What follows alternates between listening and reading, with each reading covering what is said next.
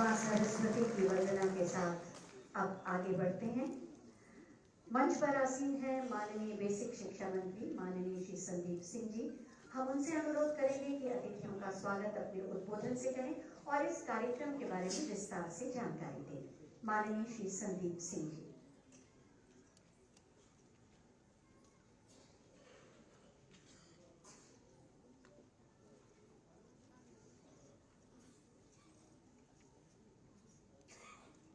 आज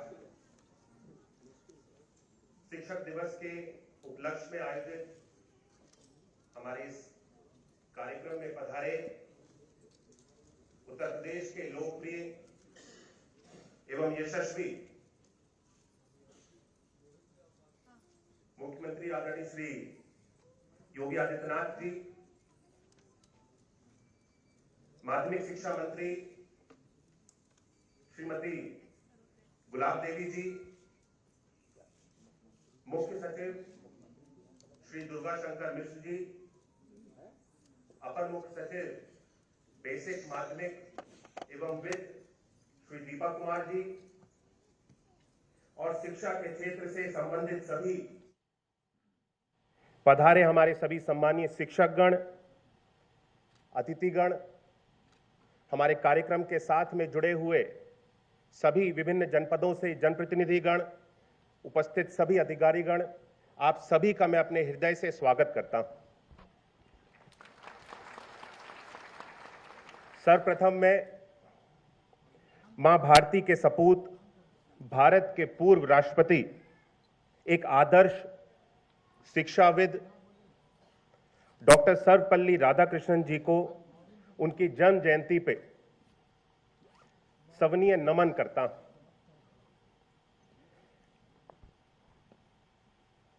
आज शिक्षक दिवस के विशेष अवसर पर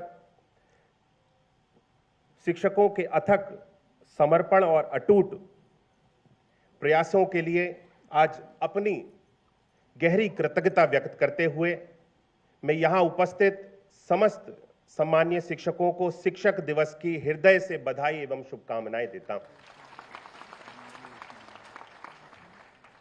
अज्ञानता के काले बादल हटा करके बच्चों में ज्ञान की रोशनी फैलाते हैं, जो सदैव सत्य मार्ग पे चलना सिखाते हैं, वही असली पथ प्रदर्शक कहलाते हैं, वही असली पथ प्रदर्शक कहलाते हैं। यह पंक्तियां मैं उन सभी पूज्य शिक्षकों को समर्पित करता हूं जो मिट्टी जैसे बालमन को सगुण संस्कारों से सृजन कर एक अनुशासित, रचनात्मक और ज्ञानशील व्यक्ति का निर्माण कर आदर्श मूर्त रूप प्रदान करते हैं, उनको उनके भविष्य के लिए तैयार करते हैं। जिस दिन से माननीय मुख्यमंत्री जी ने उत्तर प्रदेश की जिम्मेदारी ली है, उनके नेतृत्व में आज हमारा शिक्षा विभाग पूर्ण रूप से सुनियोजित और पारदर्शिता के साथ सुचारू रूप से हर एक बच्चे तक बेहतर से बेहतर शिक्षा की सुविधा को पहुंचाने के लिए हमारा विभाग आज कार्य कर रहा है। आपके कुशल नेतृत्व में प्रदेश भर में सभी शिक्षण व्यवस्था को सुशासन से संचालित करने के संकल्प से हमारे प्रदेश में कई कार्यक्रम सफलतापूर्वक सफल हुए। मैं आप सभी को बताना चाहूंगा कि माननीय मुख्यमंत्री जी की दूरदर्शी और प्रगतिशील सोच को लेकर के विभाग इस शैक्षणिक सत्र में महत्वाकांक्षी योजनाओं के साथ में आगे बढ़ रहा है। शिक्षा विभाग के अंतर्गत पारदर्शी व्यवस्था एवं सुशासन स्थापित करने में माननीय मुख्यमंत्री जी का सक्रिय नेतृत्व एवं प्रेरणादायी मार्गदर्शन हमें सदैव प्राप्त हुआ है। माननीय मुख्यमंत्री जी द्वारा शिक्षा विभाग को एक महत्वाकांक्षी विजन दिया गया और उनके नेतृत्व में स्कूल चलो अभियान, ऑपरेशन कायाकल्प, निपुण भारत मिशन, विद्यालयों में अध्यापकों की कमी को दूर करने का और शिक्षकों की भर्ती, मानव संपदा प्रणाली तथा शिक्षा व्यवस्था में गुड गवर्नेंस एवं पारदर्शी व्यवस्था को सुनिश्चित करने का महत्वपूर्ण कार्य संचालित किया गया है। इसके अतिरिक्त छात्र छात्राओं को डीबीटी के माध्यम से 1200 रुपए की धनराशि हर एक अभिभावक के खाते तक पहुंचा करके बच्चों के लिए स्वेटर, यूनिफॉर्म, जूते, मोजे, स्कूल बैग आदि उपलब्ध कराए जाने की भी व्यवस्था को सुचारू रूप से चला करके हर एक बच्चे तक पहुंचाने का कार्य आपके नेतृत्व में किया गया है। राज्य सरकार द्वारा शिक्षकों के सशक्तिकरण हेतु सुनियोजित प्रयास किए जा रहे हैं। यह सुनिश्चित किया जा रहा है कि शिक्षकों को अपनी सेवा संबंधी मामलों के निस्तारण हेतु अनावश्यक कठिनाई का सामना न करना पड़े। इस दिशा में हमारे विभाग द्वारा मानव संपदा पोर्टल का निर्माण किया गया, जिस पर अध्यापकों के अवकाश, वेतन भुगतान, स्थानांतरण, सेवानिवृत्त लाभ आदि ऑनलाइन प्रणाली के माध्यम से इन सारी सुविधाओं को पूरा करने का कार्य किया जा रहा है।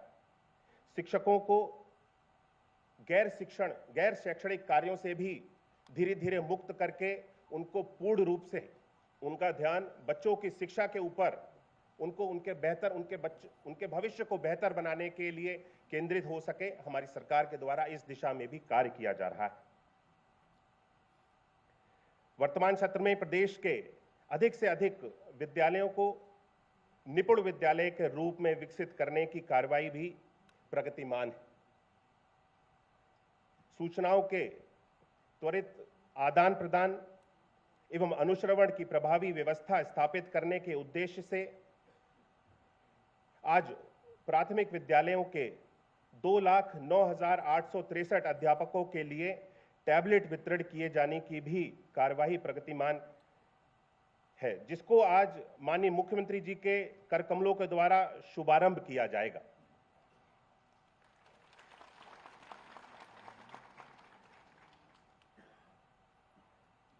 दो 2,09,863 टैबलेट के अतिरिक्त इस वर्ष के अंत तक प्राथमिक विद्यालय के उपयोगार्थ 10,375 टैबलेट तथा 8,778 उच्च प्राथमिक विद्यालयों के उपयोगार्थ कुल 17,556 टैबलेट भी उपलब्ध कराए जाएंगे।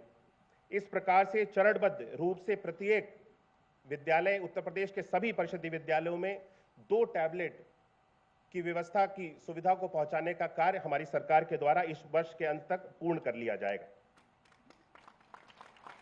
माननीय मुख्यमंत्री जी के मार्गदर्शन में विद्यालयों में डिजिटल लर्निंग को बढ़ावा देने हेतु एवं कक्षा और शिक्षण को प्रभावी बनाने हेतु 18,381 उच्च प्राथमिक विद्यालय एवं कस्तूरबा गांधी बालिका विद्यालयों में स्मार्ट क्लास की स्थापना करने की भी कार्रवाई गतिमान है।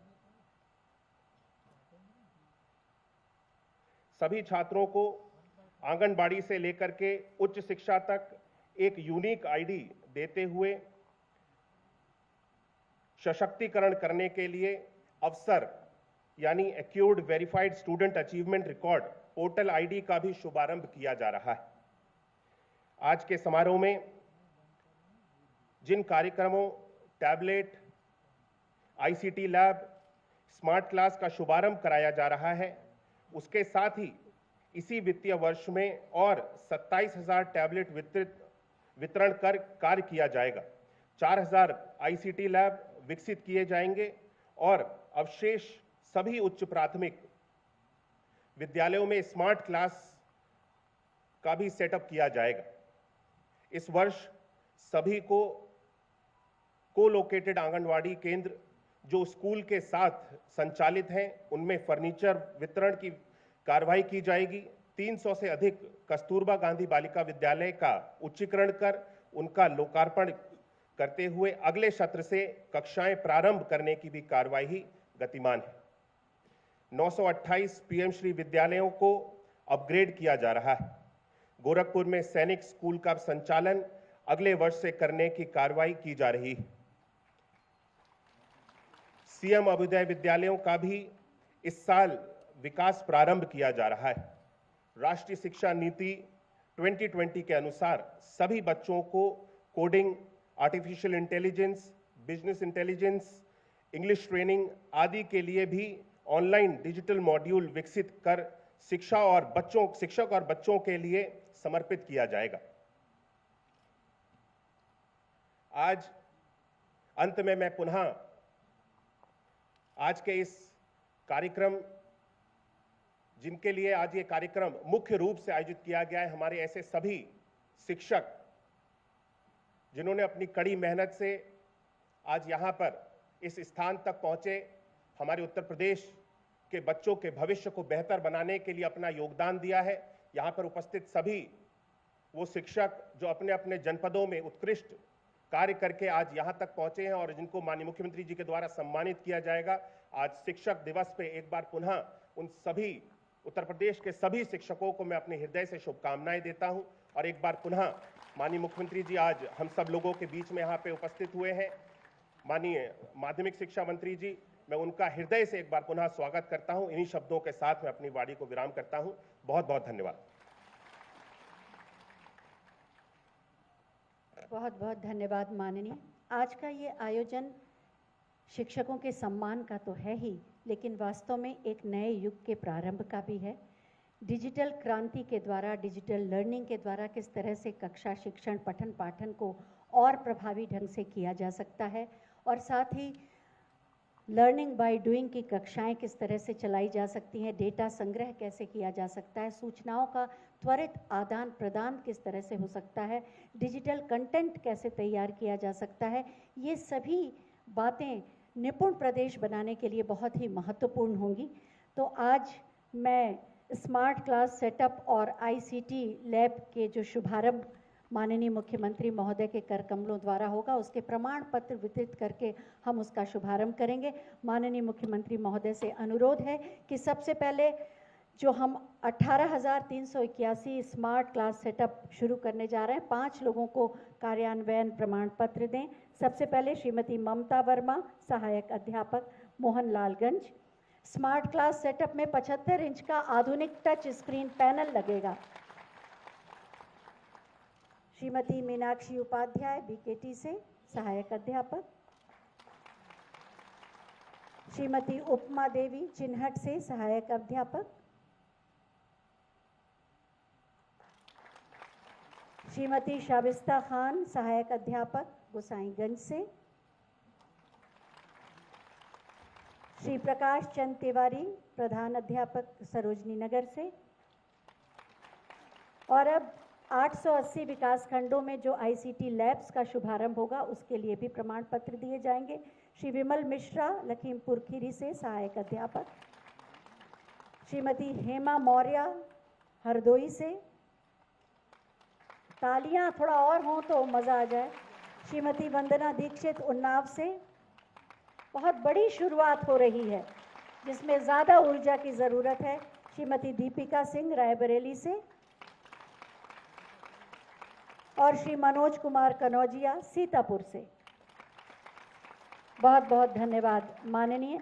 इन दोनों कार्यक्रमों से, चाहे स्मार्ट क्लास सेटअप हो या ICT लैब हो, इन सब से एक क्रांति आएगी और हम, जैसा कि आने वाले समय की चुनौतियों का सामना करने के लिए अपने छात्रों को तैयार कर पाएंगे। आज के इस आयोजन में जो महत्वपूर्ण कार्यक्रमों का शुभारंभ हो रहा है, उसका क्या लाभ होगा और क्या परिदृश्य होगा, इसी पर आधारित एक छोटी सी फिल्म, आइए देखते हैं। संसार में एक शिक्षक ही है जो ज्ञान की पूंजी से मनुष्य की उन्नति का, उसकी सफलता का मार्ग प्रशस्त करता है। अपने गुरुजनों के प्रति कृतज्ञता ज्ञापित करते हुए इस शिक्षक दिवस के पावन अवसर पर माननीय मुख्यमंत्री श्री योगी आदित्यनाथ जी द्वारा उत्तर प्रदेश के बेसिक और माध्यमिक शिक्षकों और छात्र छात्राओं हेतु अनेक योजनाओं का शुभारंभ किया जा रहा है। इन योजनाओं के माध्यम से प्राथमिक विद्यालयों के 2,09,000 शिक्षकों को टैबलेट्स के वितरण का शुभारंभ माननीय मुख्यमंत्री जी के द्वारा आज किया जा रहा है। इन टैबलेट्स में शिक्षकों हेतु लर्निंग मैनेजमेंट सिस्टम के साथ शैक्षणिक कंटेंट, कार्य योजनाओं जैसे कि मिड डे मील की मॉनिटरिंग, निपुण प्रेरणा ऐप द्वारा सूचना संकलन एवं मॉनिटरिंग, मानव संपदा ऐप द्वारा ऑनलाइन सैलरी स्लिप, लीव व प्रतिवर्ष दी जा रही TBT के सूचना संकलन एवं वेरिफिकेशन करना शिक्षकों के लिए सुगम हो जाएगा। उसके साथ ही निपुण भारत मिशन के अंतर्गत IT प्रणाली को बढ़ावा देने हेतु प्रत्येक विकास खंड के 880 BRC में स्थापित किए जाने वाले आधुनिक ICT लैब, जिसमें integrated flat panel, computing device के साथ साथ 7 high speed computing system, remote teaching एवं क्लास कोलैबोरेशन हेतु लर्निंग मैनेजमेंट सिस्टम एवं video conferencing system, power backup जैसे अन्य उपकरण उपलब्ध होंगे, जिससे ICT लैब द्वारा प्रदेश में डिजिटल लर्निंग को बढ़ावा मिलेगा और विभागीय अधिकारियों एवं शिक्षकों को क्षमता संवर्धन, स्किल डेवलपमेंट किया जाना आसान हो जाएगा। इन ICT लैब्स का शुभारंभ माननीय मुख्यमंत्री जी के द्वारा आज किया जा रहा है। वहीं अपर प्राइमरी स्कूल में 18,381 स्मार्ट क्लास सेटअप, जिसमें 75 इंच का इंटीग्रेटेड फ्लैट पैनल एवं MDM सहित कंप्यूटिंग डिवाइस के साथ साथ learning management system, NCERT and SCERT का 1 से 8 तक की क्लास का एजुकेशनल कंटेंट एवं क्लास कोलैबोरेशन हेतु वीडियो कॉन्फ्रेंसिंग सिस्टम, 3 वर्षों हेतु 4G internet data, power backup के साथ अन्य उपकरण उपलब्ध होंगे। इसका भी विमोचन आज माननीय मुख्यमंत्री जी द्वारा किया जा रहा है। ये सभी योजनाएं जैसे स्कूलों में टैबलेट डिवाइस, लगभग 40,000 स्मार्ट क्लासेस और 4,000 से भी अधिक ICT लैब्स का संचालन 3 माह के अंदर शुरू हो जाएगा। उत्तर प्रदेश सरकार जो 2017 से प्रति वर्ष शिक्षकों को सम्मानित करती आ रही है, इस बार भी प्रत्येक जनपद से एक सर्वश्रेष्ठ शिक्षक व माध्यमिक विद्यालयों के 19 शिक्षकों को उनकी कार्य कुशलता, दक्षता हेतु माननीय मुख्यमंत्री श्री योगी आदित्यनाथ जी के द्वारा सम्मानित किया जा रहा है। सम्मान स्वरूप शिक्षकों को एक प्रमाण पत्र, एक स्मृति चिन्ह और 25,000 रुपए की धनराशि प्रदान की जाएगी। शिक्षा ही एकमात्र आधार है। इस विजन को अंगीकृत करते हुए माननीय मुख्यमंत्री श्री योगी आदित्यनाथ जी की समग्र विकास, सुशासन, उन्नत प्रदेश की परिकल्पना साक्षात रूप ले रही है। उत्तर प्रदेश सक्षम प्रदेश बनने की ओर अग्रसर है। उन्नति का बस एक ही आधार, शिक्षा का जब हो प्रसार। शिक्षक दिवस के पावन अवसर पर उत्तर प्रदेश राज्य विश्व के सभी शिक्षकों को नमन करता है।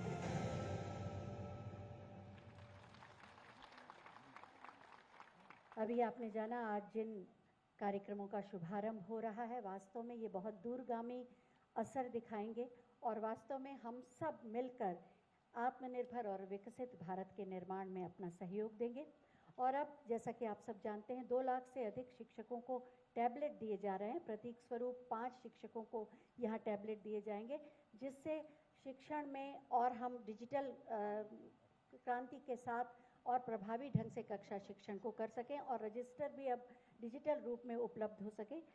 मैं माननीय मुख्यमंत्री महोदय से अनुरोध करूंगी कि प्रतीक स्वरूप 5 शिक्षकों को ये टैबलेट प्रदान करें। इस क्रम में मैं सबसे पहले बुला रही हूँ श्रीमती नाजिया फैयाज को सरोजनी नगर से,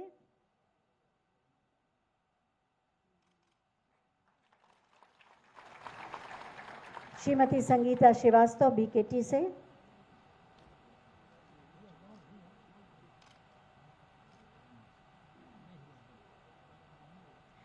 सारे प्रोग्राम और ऐप्स इसमें मिलेंगे जितने भी सरकार द्वारा चलाए जा रहे हैं। श्री प्रदीप कुमार सिंह माल से, श्रीमती प्रतिष्ठा सिंह गोसाईगंज से और काकोरी से श्रीमती अंजलि सक्सेना जी। 2 लाख से अधिक शिक्षकों को ये टैबलेट मिलेंगे। प्रति विद्यालय 2 टैबलेट दिए जाएंगे। एक बार जोरदार तालियां। बहुत बहुत धन्यवाद माननीय। ये शुरुआत है डिजिटल क्रांति की शिक्षा के क्षेत्र में। मंच पर आसीन हैं माननीय माध्यमिक शिक्षा मंत्री माननीय श्रीमती गुलाब देवी जी। हम उनसे अनुरोध करेंगे कि आज के इस अवसर पर अपने उद्गार व्यक्त करें।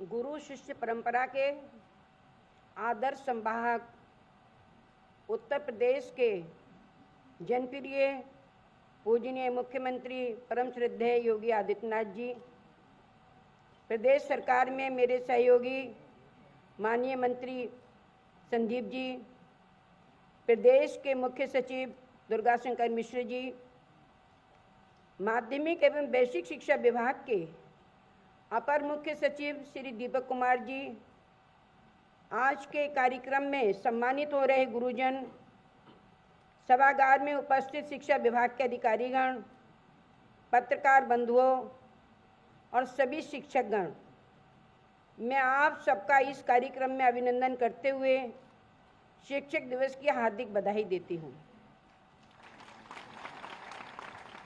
दिनांक 5 सितंबर 1888 को तमिलनाडु के तिरुतनी गांव में जन्म लेने वाले भारत के सर्वोच्च अलंकरण, भारत रत्न से भी विभूषित डॉक्टर सर्वपल्ली राधाकृष्णन जी ने अपने जीवन के 40 वर्ष एक शिक्षक के रूप में व्यतीत किए थे। आज भी शिक्षा के क्षेत्र में डॉक्टर राधाकृष्णन को एक आदर्श शिक्षक के रूप में याद किया जा रहा है।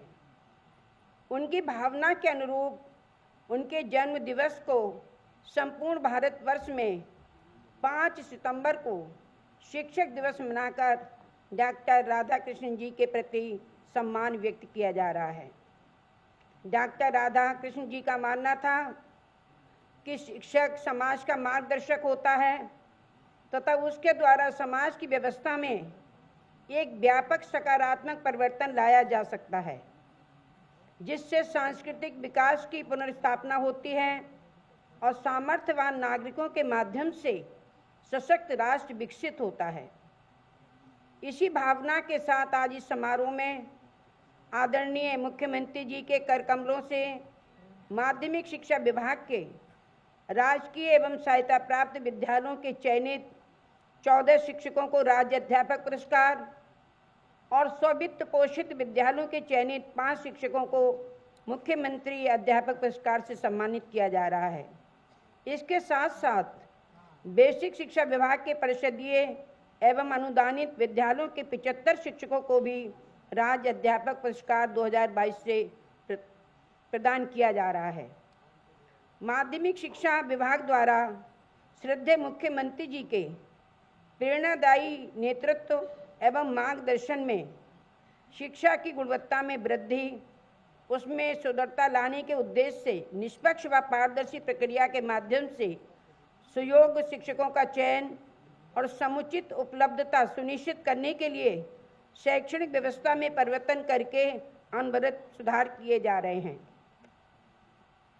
शिक्षा चयन में साक्षात्कार समाप्त कर केवल लिखित परीक्षा की व्यवस्था की गई है और नई प्रक्रिया से राजकीय विद्यालयों में 6314 सहायक अध्यापक, 1919 प्रवक्ता एवं 79 प्रधानाध्यापकों का चयन तथा 808 प्रधानाध्यापकों और 166 प्रधानाचार्यों की पदोन्नति प्रदान की गई है।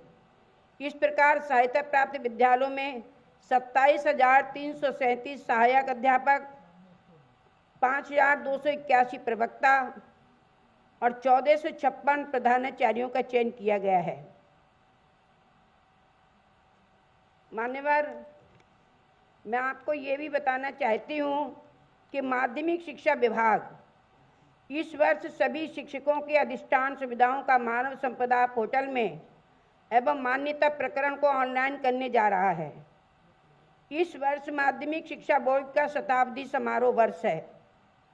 माध्यमिक शिक्षा विभाग में भी सभी राजकीय विद्यालयों के लिए टैबलेट, स्मार्ट क्लास का सेटअप, ICT लैब का सेटअप के लिए निविदाएं प्रचलित हैं, जिसको अति शीघ्र पूर्ण करके वितरण कराया जाएगा। नवीन संस्कृत परिषद भवन का शिलान्यास किया जाएगा तथा वर्ष 12 नवीन संस्कृत विद्यालयों के भवनों का शिलान्यास भी माननीय मुख्यमंत्री जी के विजन के अनुसार किया जाएगा। मैं ये भी बताना चाहती हूँ, इस अवसर पर ये अवगत है कि प्रज्योत अलंकार के तहत सभी राजकीय एवं सहायता प्राप्त माध्यमिक विद्यालयों में अवस्थापना सुविधाओं के संतृप्तिकरण की कार्य योजना तेजी से आगे बढ़ रही है। अभी माननीय बेसिक शिक्षा मंत्री जी ने बड़े विस्तार के साथ में आपके समक्ष सारी बातें रखी। मैं आपको ये बताना चाहती हूँ कि यदि देखा जाए तो ये पुरस्कार आपको उस समय भी मिला जब आप विद्यार्थी के रूप में थे और आपने रात और दिन मेहनत करके एक शिक्षा के क्षेत्र में शिक्षा विभाग से नियुक्ति पत्र लिया था, वो भी आपके लिए एक पुरस्कार के रूप में था। वो आपकी मेहनत का प्रतिफल था कि आपने विद्यार्थी जीवन में जो मेहनत की। आज जो आपको पुरस्कार दिया जा रहा है माननीय मुख्यमंत्री जी के कमलों से, उनसे मैं ये कहना चाहूँगी कि आपका जो उत्कृष्ट कार्य रहा शिक्षा के क्षेत्र में, उसका ये प्रतिफल है कि आपके लिए मुख्यमंत्री अध्यापक पुरस्कार से अब सुशोभित किया जा रहा है और अध्यापक पुरस्कार से सुशोभित किया जा रहा है। हम चाहते हैं कि जिस प्रकार से आपको ये पुरस्कार आज दिया गया है, उसी प्रकार से आप बहुत ही लगन से, बहुत ही मेहनत से और बहुत ही निष्ठा के साथ में बच्चों के भविष्य के प्रति सजग रहेंगे। क्योंकि कहा भी गया है कि धनवानों का जो धन होता है वो निर्धनों के क्या होता है, धरोहर होती है, और बलवानों का जो बल होता है वो निर्बलों की धरोहर होती है।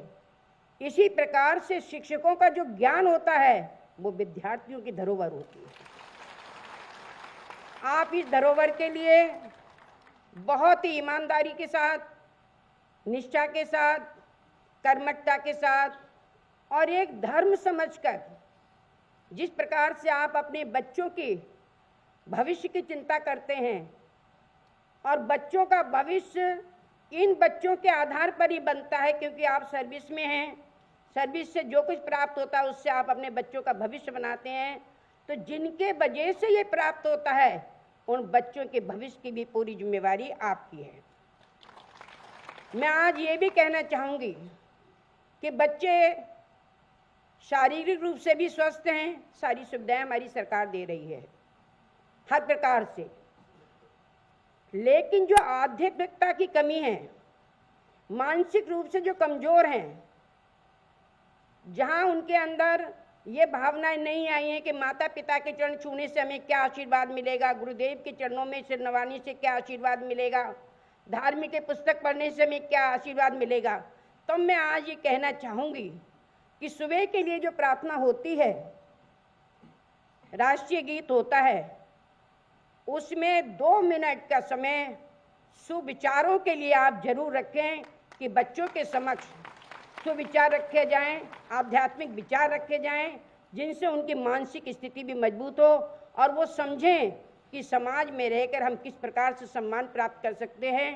किताबों के अध्ययन के अतिरिक्त जीवन में आध्यात्मिक जीवन की भी बहुत बड़ी आवश्यकता होती है, ये आप ध्यान में रखें। अंत में मैं शिक्षक दिवस के इस पुनीत अवसर पर शिक्षा जगत से जुड़े हुए सभी को बधाई देते हुए ये आशा करती हूँ कि राष्ट्रीय शिक्षा नीति 2020 के उद्देश्यों के अनुरूप हम एक श्रेष्ठ शिक्षा प्रणाली को पुनः स्थापित करेंगे और राष्ट्र को प्रगति के मार्ग पर ले जाने वाले सक्षम एवं सुयोग्य नागरिक बनाने के पुनीत कार्य को पूरी निष्ठा और समर्पण के साथ जारी करेंगे।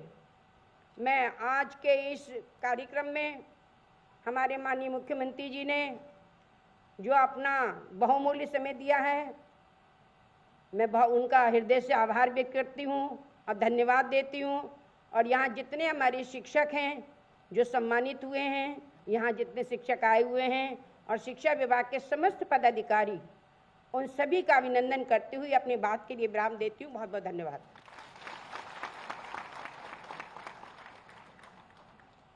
धन्यवाद माननीय आपके सारगर्भित उद्बोधन के लिए। हम सबका लक्ष्य है और संकल्प है प्रदेश को निपुण प्रदेश बनाना। इसमें जितनी महत्वपूर्ण भूमिका अभिभावकों की है उससे कहीं ज़्यादा शिक्षकों की भी है, और इस दिशा में हमारे शिक्षकों ने जो उत्कृष्ट कार्य किया है उसके लिए आज 94 शिक्षकों को राज्य अध्यापक पुरस्कार से सम्मानित किया जा रहा है, जिसमें से 75 बेसिक शिक्षा के हैं और 19 माध्यमिक शिक्षा के। लेकिन यहाँ पर माननीय मुख्यमंत्री महोदय के कर कमलों द्वारा 6 शिक्षकों को बेसिक शिक्षा और माध्यमिक शिक्षा के शिक्षकों को सम्मानित किया जाएगा। मैं माननीय मुख्यमंत्री महोदय से अनुरोध करूंगी कि इन्हें सम्मानित करें। इस क्रम में मैं सबसे पहले आमंत्रित कर रही हूं मिर्ज़ापुर की श्रीमती मधुरिमा तिवारी जी को। स्मृति चिन्ह, प्रशस्ति पत्र और शॉल के माध्यम से आप सबको सम्मान राशि आपके खातों में जा चुकी है 25,000 रुपए की।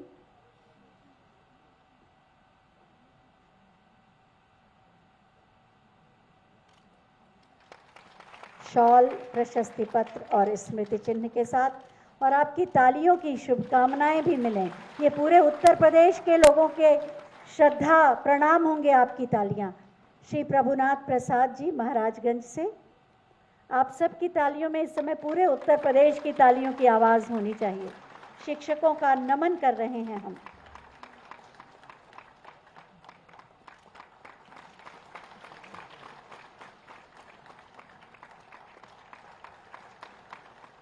श्रीमती सविता सिंह जी रायबरेली से, माध्यमिक शिक्षा मंत्री महोदया शॉल से सम्मानित कर रही हैं। प्रशस्ति पत्र माननीय मुख्यमंत्री महोदय प्रदान करके आशीर्वाद दे रहे हैं और बेसिक शिक्षा मंत्री महोदय स्मृति चिन्ह प्रदान करके उनका अभिनंदन कर रहे हैं। श्री राम शरण शाक्य जी प्रधानाध्यापक हैं कन्नौज से।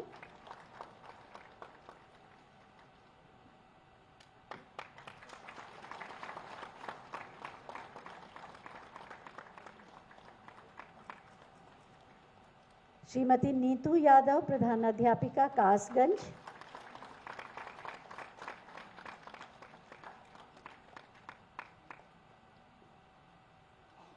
तालियों का अपना संगीत होता है। श्री समर बहादुर सहायक अध्यापक भदोही। और इसके बाद माध्यमिक शिक्षा के शिक्षकों का सम्मान होगा। इस क्रम में सबसे पहले श्री ओम प्रकाश सिंह जी प्रधानाचार्य गोरखपुर माध्यमिक शिक्षा के, आप सभी को शॉल, प्रशस्ति पत्र, स्मृति चिन्ह देकर मंच पर सम्मानित किया जा रहा है और सम्मान धनराशि 25,000 रुपये आप सबके खाते में जा चुके हैं। श्री प्रहलाद अध्यापक आगरा, तालियां कम होती हैं तो सूना सा लगने लगता है। श्रीमती रेणु त्रिपाठी जी अध्यापिका विज्ञान गाजियाबाद।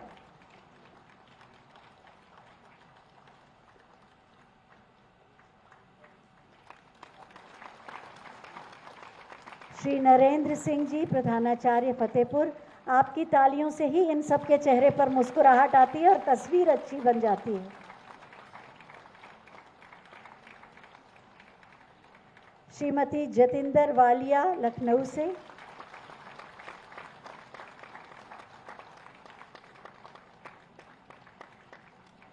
तालियां बजती रहें तो कितना अच्छा लगे। और डॉक्टर मृदुला शर्मा प्रधानाचार्य मेरठ से। एक बार सभी शिक्षकों के लिए तालियां।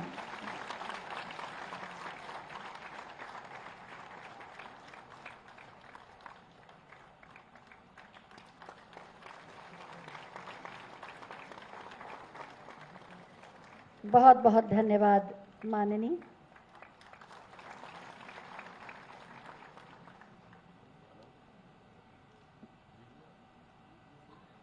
स्कूलों का कायाकल्प करके डिजिटल क्रांति के माध्यम से आज एक शिक्षा के जगत में एक नए डिजिटल युग का शुभारंभ कर रहे हैं माननीय मुख्यमंत्री महोदय, जिनका मार्गदर्शन हमारे संकल्पों की सिद्धि के लिए हमारी प्रेरणा बनता है और बल भी। मैं बहुत ही आदर के साथ माननीय मुख्यमंत्री महोदय से अनुरोध करूंगी कि आज के इस अवसर पर अपने मार्गदर्शन और आशीर्वचनों से हमें अनुग्रहित करें, आपकी जोरदार तालियों के प्रणाम के साथ।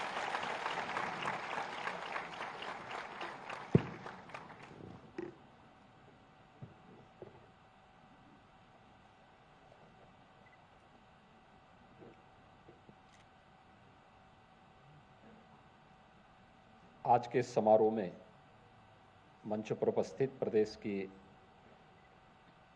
माध्यमिक शिक्षा विभाग की मंत्री श्रीमती गुलाब देवी जी, प्रदेश के बेसिक शिक्षा मंत्री श्री संदीप सिंह जी,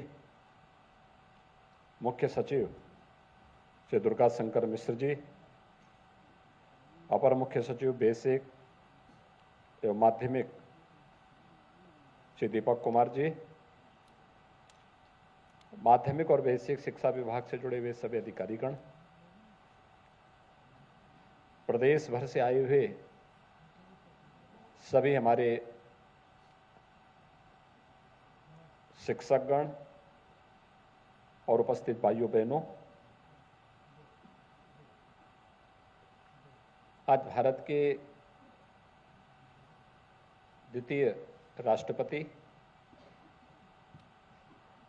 महान शिक्षाविद, महान दार्शनिक सर्वपल्ली डॉक्टर राधाकृष्णन जी की पावन जयंती है, जिसे पूरा देश बड़ी श्रद्धा और समर्पण के भाव से शिक्षक दिवस के रूप में आयोजित करता है। इस अवसर पर भारत माता के इस महान सपूत को, जिन्होंने अपना जीवन शिक्षा के लिए,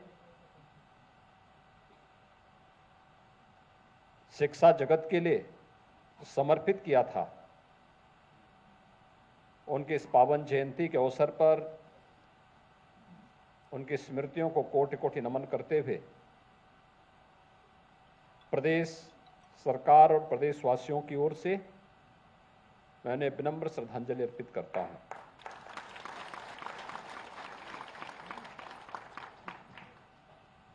एक शिक्षक से लेकर के भारत के सर्वोच्च संवैधानिक पद तक जाना, यह हर एक शिक्षक के लिए एक नई प्रेरणा है। अपने कृतित्व से व्यक्तित्व का निर्माण करना और उस व्यक्तित्व की विराट छाया में पूरे देश को एक नई दिशा देना, सर्वपल्ली डॉक्टर राधाकृष्णन के व्यक्तित्व और कृतित्व से हर व्यक्ति परिचित है। एक शिक्षक की भूमिका के बारे में उनका स्पष्ट कहना था कि वह राष्ट्र निर्माता है, और राष्ट्र निर्माता के रूप में एक शिक्षक की भूमिका हम सबके लिए अत्यंत उल्लेखनीय है। प्राचीन काल से ही भारत ने अपने शिक्षकों की इस परंपरा को भले किसी रूप में, लेकिन उसको मान्यता दी, उसको सम्मान के साथ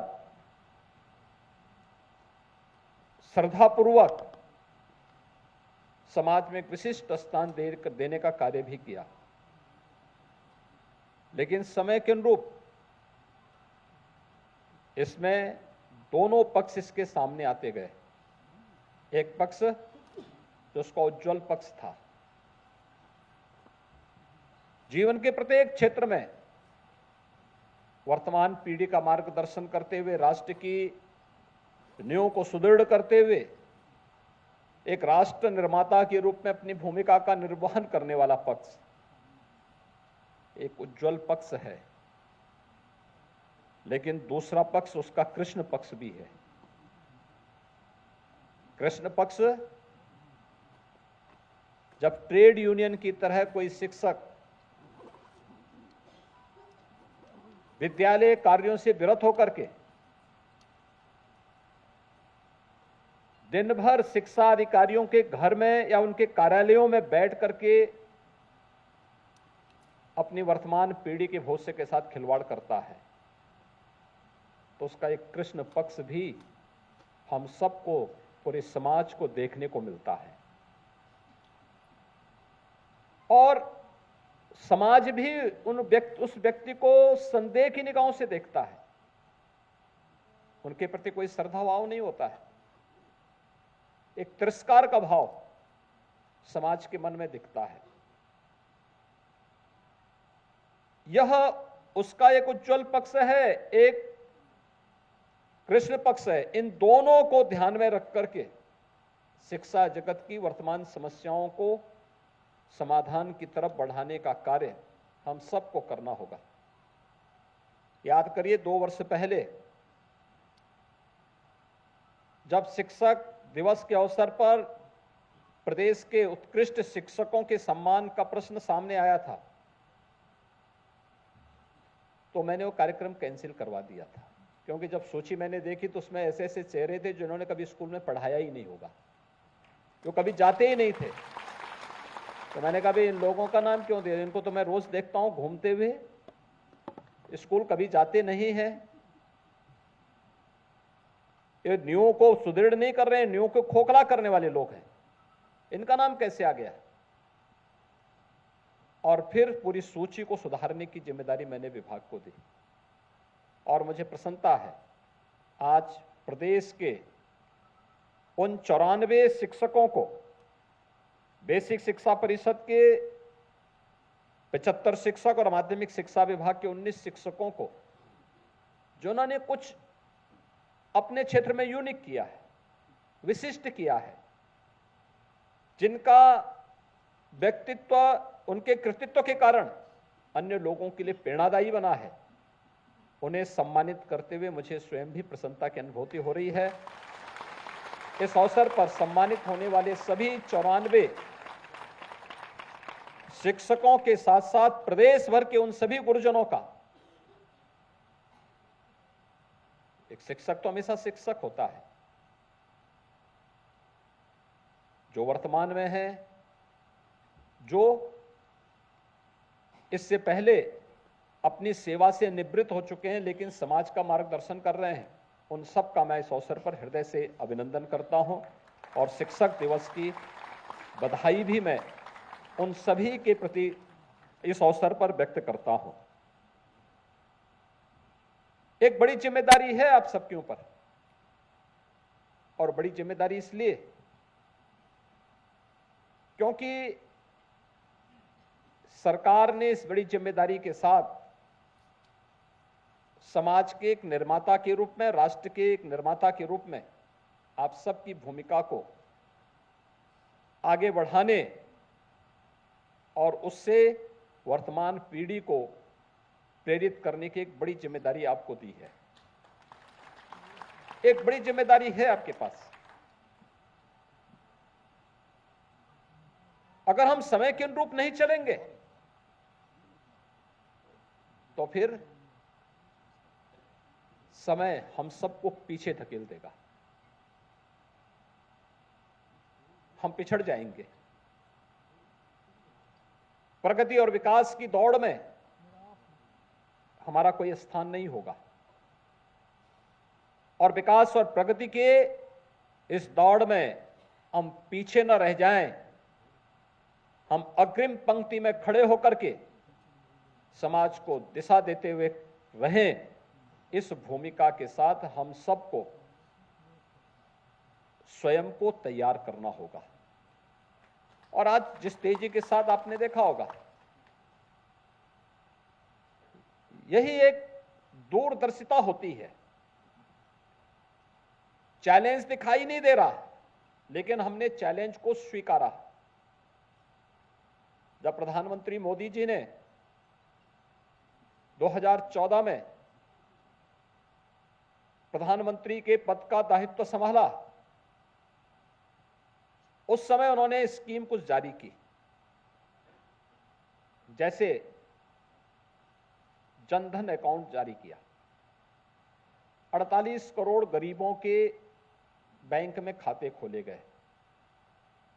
तो जिन लोगों में दूरदर्शिता नहीं थी वे कहते थे सब खाली अकाउंट क्यों खोले जा रहे हैं, क्योंकि उनकी समझ में नहीं था कि इसका उपयोग कैसे किया जाना है। वे कहते थे कि ये सब गरीबों का अपमान हो रहा है।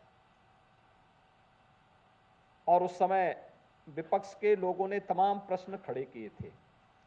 उत्तर प्रदेश में भी लगभग 8.5 करोड़ गरीबों के बैंक में अकाउंट खोले गए। पहली बार इनके अकाउंट खुले थे, लेकिन जब 2020 में कोरोना महामारी आई थी, और कोरोना महामारी में अगर इन 48 करोड़ परिवारों के बैंक में अकाउंट नहीं होते, अनुमान करिए अपने घर की किसी भी आवश्यकता के लिए, सरकार की किसी भी योजना का लाभ देने के लिए इनको बैंकों के पास जाना होता या राजस्व विभाग के कर्मचारी और अधिकारी को हर व्यक्ति के घर में पहुंचना होता, क्या स्थिति होती। हम कोरोना से निपटते कि उनके घर में चेक लेके दौड़ते और फिर वह व्यक्ति बैंक में जमा करने के लिए आता, क्या स्थिति होती। लेकिन जनधन अकाउंट ने डीबीटी के माध्यम से एक क्लिक किया, एक साथ करोड़ों लोगों के खाते में पैसा चला गया। मीडिएटर भी समाप्त, जो बीच के दलाल हुआ करते थे उनकी दुकानें बंद हो गई, लेकिन एक गरीब को योजना का पूरा लाभ मिलता हुआ दिखाई दिया। और केवल उसी स्तर पर नहीं, हर स्तर पर हम देखते थे। खासतौर पर निराश्रित महिलाओं के मुद्दों को लेकर के, वृद्धजनों के पेंशन के मुद्दे को लेकर के हम देखते थे 300 रुपया महीना पेंशन मिलता था, 6 महीने का पेंशन एक साथ जाता था, तो उसमें से बाबू अपना शेयर मांगता था, क्योंकि चेक देना है 1800 रुपये का चेक, उसमें से 500 रुपये का घूस दो। आज तो कोई घूस नहीं मांग सकता, क्योंकि पैसा उनके हाथ से दूर जा चुका है। अब पैसा यहां से एक क्लिक किया जाता है, एक साथ 1 करोड़ परिवारों के खाते में पैसा चला जाता है और धनराशि भी बढ़ी है। डिजिटल पेमेंट के साथ सबको जोड़ा गया। डीबीटी के माध्यम से धनराशि का अंतरण उनके अकाउंट में होना शुरू हुआ। दूरदर्शिता नहीं होती तो कोरोना से हम बाद में लड़ते, पहले तो बैंकों में मारपीट होती। और इसमें राहत कार्य की बात तो दूर, हम किसी को कुछ नहीं दे पाते। अनेक स्कीम चलाई गई। युवाओं के लिए प्रधानमंत्री मुद्रा की योजना चलाई गई, पीएम स्टार्टअप की योजना चलाई गई, महिला और दलित उद्यमियों के लिए भी पीएम स्टैंडअप की योजना प्रारंभ की गई। अनेक कार्यक्रम इस रूप में चले। आज के दिन पर 2,61,00,000 किसान हैं जो प्रधानमंत्री किसान सम्मान निधि का लाभ प्राप्त कर रहे हैं, और डीबीटी के माध्यम से प्रधानमंत्री जी हर तीसरे महीने, हर चौथे महीने उस राशि को एक क्लिक से देश के 12 करोड़ किसानों तक उस राशि को पहुंचा देते हैं। यानी 1 मिनट भी नहीं लगता है पैसे को उस लाभार्थी किसान के खाते में पहुंचने में। यह है टेक्नोलॉजी। समय के अनुरूप चलना, उसके अनुरूप देखना और उसके अनुरूप कार्य करना। मुझे लगता है कि शिक्षा भी, राष्ट्रीय शिक्षा नीति कोरोना कालखंड में सन 2020 में लागू हुई और इससे जुड़े हुए अनेक कार्यक्रम लागू किए गए। लगातार बेसिक शिक्षा परिषद ने, माध्यमिक शिक्षा परिषद ने इस दिशा में कार्य प्रारंभ किया और मुझे प्रसन्नता है आज इसी कार्यक्रम को आगे बढ़ाते हुए प्राथमिक विद्यालय में बेसिक शिक्षा परिषद के द्वारा 2,09,000 से अधिक विद्यालयों को 2,09,000 से अधिक टैबलेट वितरित करने की कार्रवाई का शुभारंभ हुआ है। यानी हर विद्यालय को 2-2 मिलेंगे। इसका मतलब 1,04,000 से अधिक विद्यालय ऐसे होंगे जिनको 2-2 टैबलेट वहां उपलब्ध होंगे, जिनका उपयोग उस विद्यालय में जो भी इस सरकार से जुड़े हुए, जो भी बेसिक शिक्षा परिषद से जुड़े हुए कंटेंट होंगे, उन सब के बारे में जानकारी लेने और विद्यालय की गतिविधियों की जानकारी भी उसके माध्यम से अपलोड करने में वहां मदद मिल पाएगी और इसका बेहतर उपयोग आप वहां के माध्यम से कर पाएंगे। आज इस कार्य का शुभारंभ हो रहा है। यह बेसिक शिक्षा परिषद के द्वारा किया गया एक बड़ा अभियान है, चलाया गया एक बड़ा अभियान है। बेसिक शिक्षा परिषद को इसके लिए हृदय से धन्यवाद देते हुए सभी विद्यालयों को मैं इसके लिए भी बधाई देता हूं। टेक्नोलॉजी में अब कोई आपका मुकाबला नहीं कर पाएगा। लोग भी बेसिक शिक्षा परिषद, जब आपके हाथ में टैबलेट होगा ना, लोगों को एक विश्वास होगा कि हाँ, बेसिक शिक्षा परिषद के शिक्षक भी अब जानकारी रखते हैं और वह हर प्रकार से पारंगत है।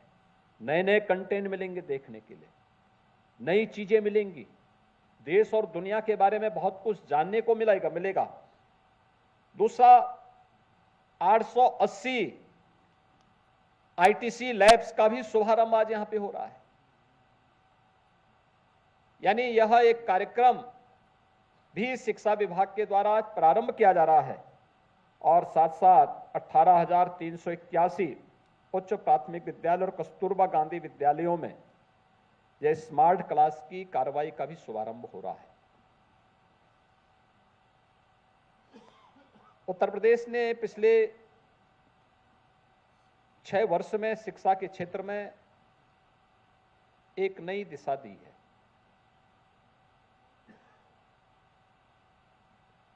ऑपरेशन कायाकल्प के माध्यम से लगभग 90 से 95% विद्यालयों में काफी गुणात्मक सुधार देखने को मिला है। छात्र छात्राओं की संख्या में वृद्धि हुई है, शिक्षा की गुणवत्ता में भी काफी सुधार हुआ है और ये केवल विभाग के स्तर पर नहीं, आज ये राष्ट्रीय स्तर पर भी स्वीकारा जाता है। इन सभी बातों को लेकर के प्रदेश के अंदर कानून व्यवस्था और सुरक्षा का बेहतर वातावरण प्राप्त होने से प्रदेश में निवेश भी बढ़ा है, नए उद्योग लग रहे हैं और मैं विभाग से कहूंगा कि स्मार्ट क्लास केवल उच्च प्राथमिक विद्यालय और कस्तूरबा गांधी विद्यालयों तक ही सीमित न रहे, बल्कि प्रत्येक प्राथमिक विद्यालय में भी हम इसको लगाने की दिशा में कार्य कर सकें। इसके लिए सीएसआर की धनराशि से हम प्राथमिकता के आधार पर इस कार्यक्रम को आगे बढ़ा दें और प्रयास होना चाहिए। मैं तो बार बार कहता हूं, आत्मा को थोड़ा जागृत करने की आवश्यकता है। लोग सहयोग करने को तैयार हैं, लोग सहयोग करेंगे इस दिशा में। पुरातन छात्रों का सम्मेलन हो जाए, उन पुरातन छात्रों से, गांव से जुड़े हुए लोगों से, शिक्षा विभाग और प्रशासन से जुड़े हुए अधिकारियों से, जनप्रतिनिधियों से, किसी से भी आप कह देंगे कि स्मार्ट क्लास को वहां पे स्थापित करने में कोई समस्या नहीं, बहुत महंगा भी नहीं। लेकिन ये उन बच्चों के जो बेसिक शिक्षा परिषद के विद्यालयों में अध्ययन करने के लिए आ रहे हैं, उन बच्चों की सोच को एक नई ऊंचाई देगा, एक नई उड़ान प्रदान कर देगा, उनके सोचने के तरीके को बदल देगा। मैंने चित्रकूट में स्वयं इस बात को महसूस किया जब मैं वहां पर एक विद्यालय में गया और अचानक गया था बिना किसी कार्यक्रम के। तो वहां मैंने एक स्मार्ट क्लास देखा। एक तीसरी क्लास की बच्ची से मैंने पूछा, मैंने कभी इसको जानते हो कैसे चलता है? वो गई, उसने प्लग ऑन किया और स्मार्ट क्लास की पूरी उसको संचालित करने लग गई। यानी ये दिखाता है, और याद रखना वो बच्ची कोल जनजाति से थी। ये दिखाता क्या है? प्रतिभा उसके अंदर है, लेकिन उसको प्लेटफॉर्म नहीं मिला, उसको उस प्रकार के अवसर नहीं मिले। परिणाम क्या था कि अब तक हम उसको ये मानते थे कि ये तो पिछड़े है, ये बनवासी है, जनजाति है, ये नहीं सीख पाएगा। लेकिन तीसरी क्लास की बच्ची स्मार्ट क्लास का बेहतर तरीके से वहां पर क्रियाशील उसको करके संचालित कर रही थी। आखिर बेसिक शिक्षा परिषद के इन सभी स्कूलों में जहां पे ऑपरेशन कायाकल्प के माध्यम से हजारों करोड़ रुपए वहां लगे और आज वे विद्यालय दर्शनीय होते हैं, दिखते हैं। 6 वर्ष पहले जिनकी स्थिति अत्यंत जर्जर थी, उजाड़ जैसी थी, आज वे विद्यालय दिखते हैं कि हां बेसिक शिक्षा परिषद की स्कूल है। जो बाकी बचे हुए विद्यालय हैं, मैं वहां के प्रधानाचार्यों से, वहां के शिक्षकों से और उन ग्राम पंचायतों के ग्राम प्रधानों से भी कहूंगा कि प्राथमिकता के आधार पर उन विद्यालयों को ऑपरेशन कायाकल्प के साथ जोड़ करके इस वर्ष इस पूरे कार्यक्रम को हम संपन्न करें। दूसरा, हर विद्यालय में खेल का मैदान जरूर हो।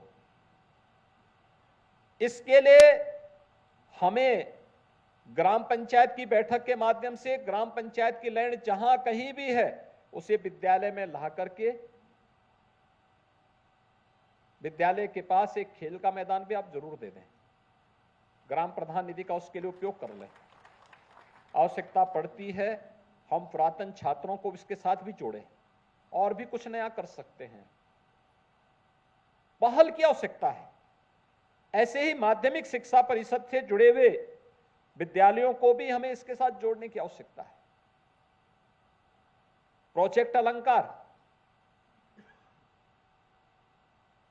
जितने भी गवर्नमेंट इंटर कॉलेजेज हैं, कोई 100 साल पुराना है, कोई 150 साल पुराना है, कोई 125 साल पुराना है, कोई 90 साल, कोई 75 साल, कोई 50 साल। आप याद करिए, पीढ़ियां निकल गई। पीढ़ियों को बनाने में इन विद्यालयों ने योगदान दिया। इन विद्यालयों की तो सबसे पहले जाकर के वर्तमान पीढ़ी को और जो शिक्षक हैं इन सबको सबसे पहले इस विद्यालय में जब जाते हैं तो पहले उसकी पूजा करनी चाहिए। सही मायने में आरती उन विद्यालयों को उतारनी चाहिए, क्योंकि मौन खड़े रह करके अपने संसाधनों से उन्होंने भारत की पूर्व पीढ़ी को बनाने में, वर्तमान पीढ़ी को बनाने में अपना योगदान किया। अगर ये संसाधन नहीं होते, कैसे ये देश आजादी की लड़ाई लड़ता? कैसे ये देश उस पीढ़ी को पढ़ा पाता जब संसाधन नहीं थे? लेकिन उन संसाधनों से जो पीढ़ी बनी वो भी भूल गई, और जो बचा कुचा था वो ट्रेड यूनियन की प्रवृत्ति ने उसको नष्ट कर दिया।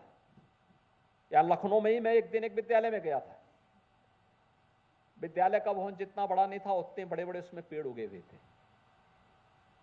मैंने मुख्य सचिव महोदय को भी दिखाया था और फिर उन्होंने फिर उस पर पहल की। तब यहाँ के जिला विद्यालय निरीक्षक को थोड़ा चेतना आई, तब वह जाके गए, फिर प्रधानाचार्य से कहे भाई ये पेड़ फोड़ उखाड़ो। ये बोलना पड़ेगा, ये बड़ी विचित्र सी स्थिति है। यानी हम कपड़ा पहने, हम बाल बना करके विद्यालय जाएं, दांतून करके विद्यालय जाएं, अभी बताना पड़ेगा। पान, गुटखा, तंबाकू इसका सेवन न करें, इसके लिए भी अब एक शिक्षक को बताना पड़ेगा। विद्यालय में जाले न दिखाई दें, कहीं धूल न हो, प्लास्टिक का उपयोग न हो, कोई गुटखा तंबाकू विद्यालय परिसर में न सेवन कर सकें। इस स्वतः स्फूर्त भाव के साथ इस प्रकार की भावनाएं आनी चाहिए हमारे मन में। और एक शिक्षक अपने कृतित्व से भी आदर्श दिखना चाहिए और व्यक्तित्व से भी आदर्श दिखना चाहिए। इस रूप में जब हम कार्य करेंगे तब समाज के मन में एक श्रद्धा का भाव पैदा होगा। उन विद्यालयों में लगे हुए पेड़ वहां की अकर्मण्यता को प्रदर्शित करता है कि देखिए साहब, सरकार वेतन भी देती है, सब कुछ सरकार दे सकती है, लेकिन पेड़ उखाड़ने के लिए भी मुख्यमंत्री को और मुख्य सचिव को आना पड़े तो इससे बड़ी विचित्र स्थिति क्या हो सकती है।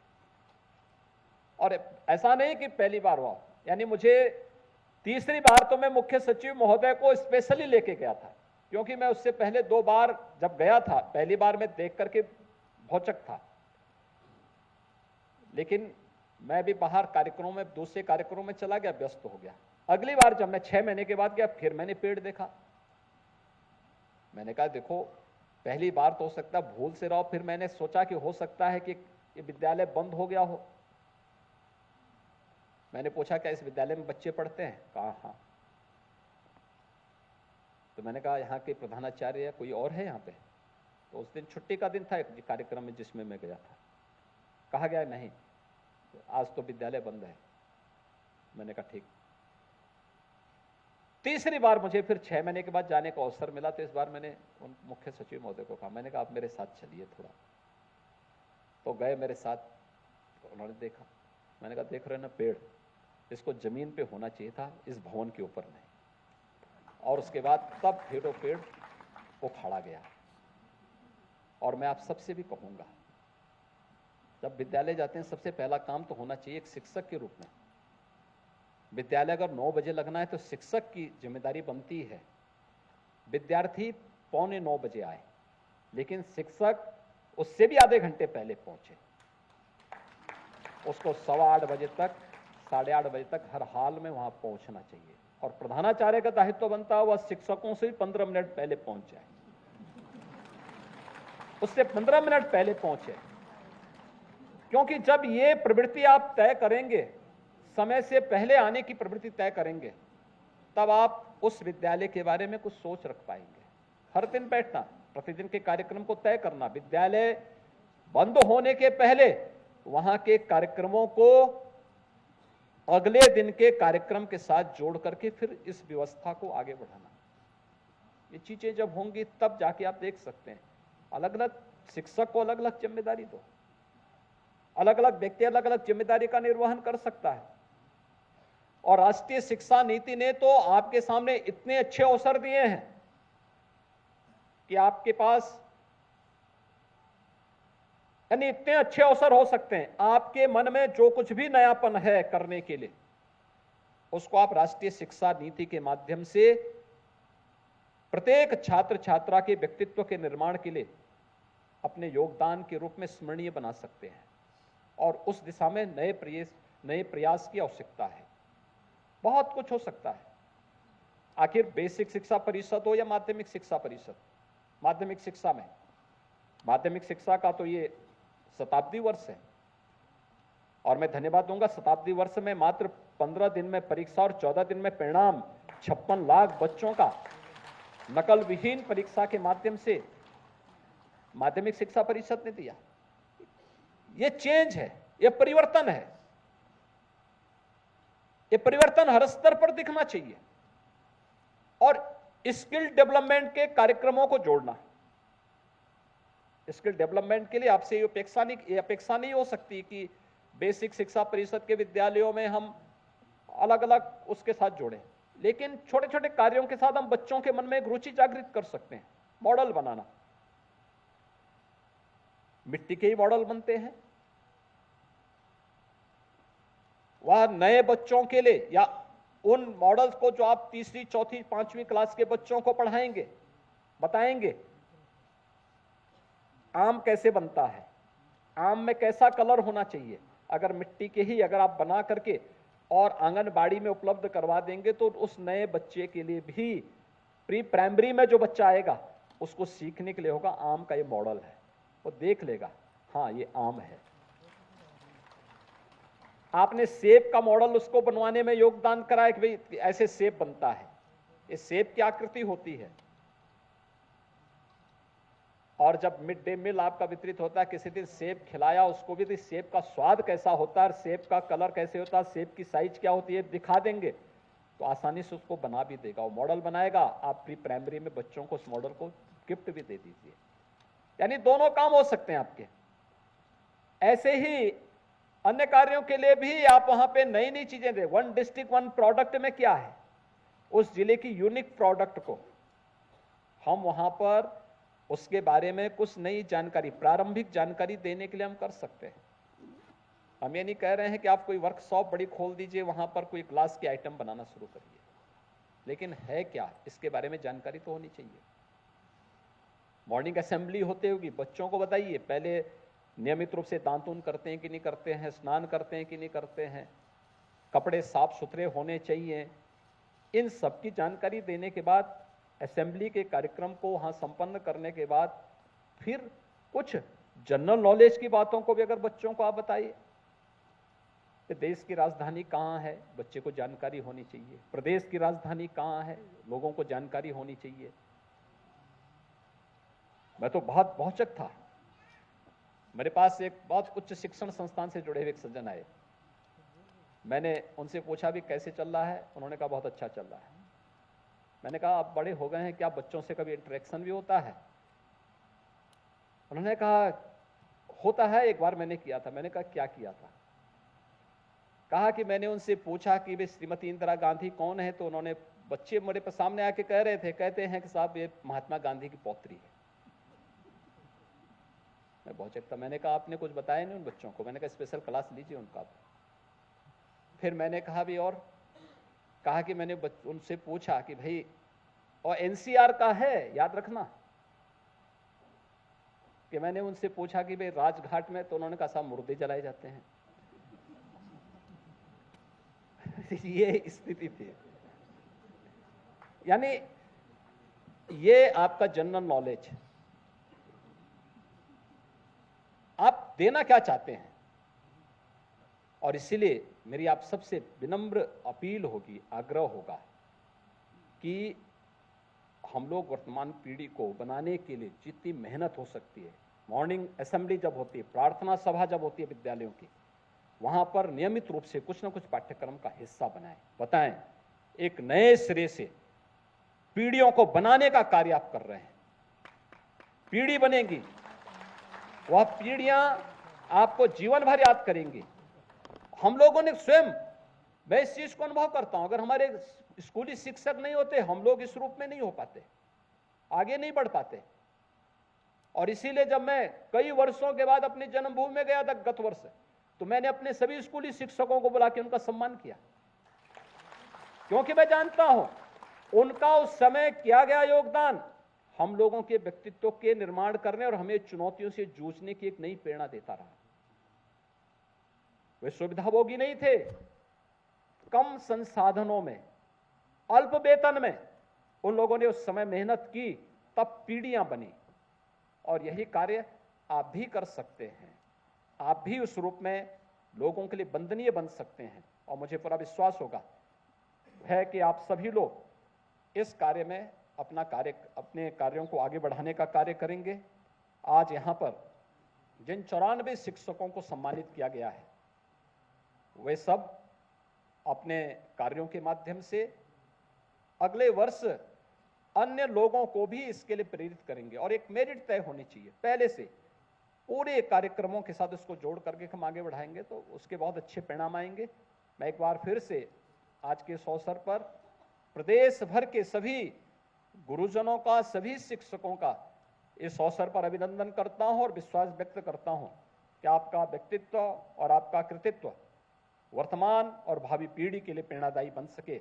इस विश्वास के साथ आप सबके प्रति मेरी शुभकामनाएं। धन्यवाद। जय हिंद। बहुत बहुत धन्यवाद माननीय।